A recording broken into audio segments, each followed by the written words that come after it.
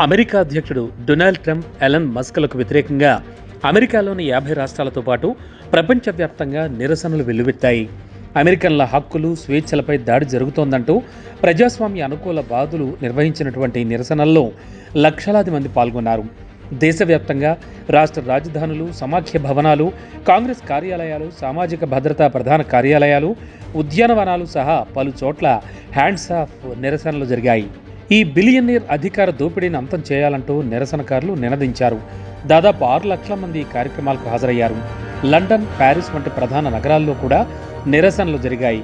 పౌర హక్కుల సంస్థలు, మహిళా హక్కుల సంఘాలు, కార్మిక సంఘాలు, LGBTQ+ న్యాయవాదులు, సీనియర్ సిటిజన్లు తదితర 150 సంఘాల ఆధ్వర్యంలో 50 రాష్ట్రాల్లోని 1200కు పైగా ప్రాంతాల్లో ఈ నిరసనలు జరిగినట్లు ఉద్యమానికి నాయకత్వం వహిస్తోన్న సంస్థల్లో ఒకటైన ఇండివిజిబుల్ తెలిపింది.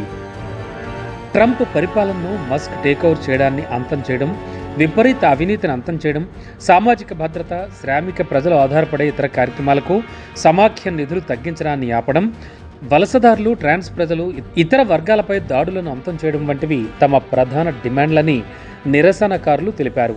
వాషింగ్టన్ డీసీలో జరిగిన హ్యాండ్స్ అప్ నిరసనల్లో మేరీల్యాండ్కు చెందిన డెమోక్రాటిక్ ప్రతినిధి జామీ రాస్కిన్ సహా పలువురు ప్రతినిధులు మాట్లాడారు.